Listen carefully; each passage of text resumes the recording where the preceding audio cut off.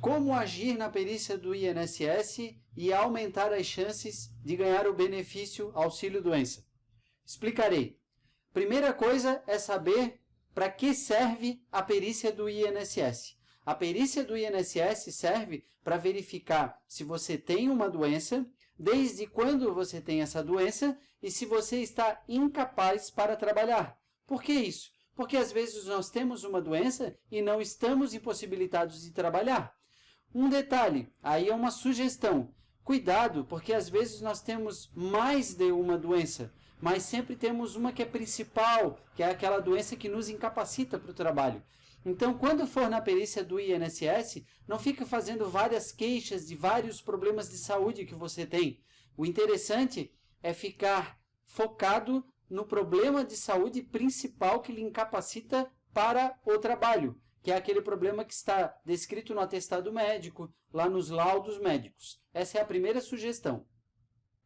Outra sugestão que eu dou é sobre os documentos que devem ser levados no dia da perícia. Porque não basta você relatar que está doente, tem que provar que está doente. Então, quais os documentos que é interessante você levar no dia da perícia?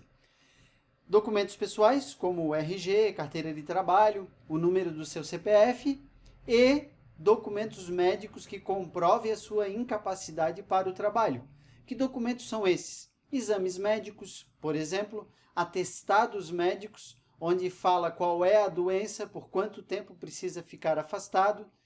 E também outros documentos, se você está fazendo fisioterapia, por exemplo, levar uma declaração da fisioterapeuta, ou se você está fazendo tratamento com medicamentos, levar os receituários médicos. Para as empregadas e empregados, tem que levar também uma declaração da empresa. É muito importante essa declaração, declarando o último dia em que você trabalhou. Esses são os documentos básicos para levar numa perícia. Muitos clientes nos perguntam se eles podem fazer um bico enquanto estão recebendo o auxílio-doença ou enquanto estão aguardando a perícia do INSS. E nós sempre aconselhamos, quem está incapaz para trabalhar e doente não pode trabalhar, ainda que seja informalmente, como um bico. Não pode fazer isso. O problema que ocorre na prática é que muitas vezes a perícia médica demora, às vezes o cliente faz um recurso e aguarda esse recurso por muito tempo, não está trabalhando porque não pode trabalhar na empresa, porque a empresa não deixa trabalhar doente e está aguardando uma decisão do INSS. O que pode ser feito nesses casos? Nesses casos, pode-se buscar a justiça para que a justiça determine que o INSS faça o quanto antes essa perícia. Inclusive, o juiz, a juíza pode aplicar uma multa diária enquanto o INSS não realiza essa perícia médica. Atenção, muito cuidado com as redes sociais. Facebook, Instagram, redes sociais que você expõe a sua vida publicamente, isso pode prejudicar a sua perícia. Por que isso?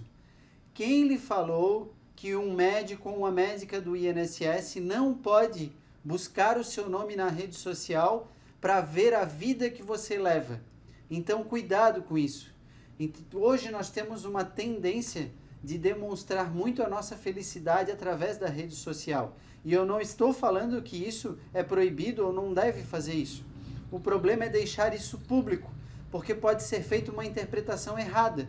Eu posso falar para uma pessoa, por exemplo, que eu estou com depressão, e em um determinado momento eu posto uma foto que eu estou numa festa de família sorrindo, e eles vão presumir que depressão é essa. A pessoa está lá se divertindo, as pessoas presumem as coisas, não é? Através das imagens que nós passamos, através do que nós escrevemos.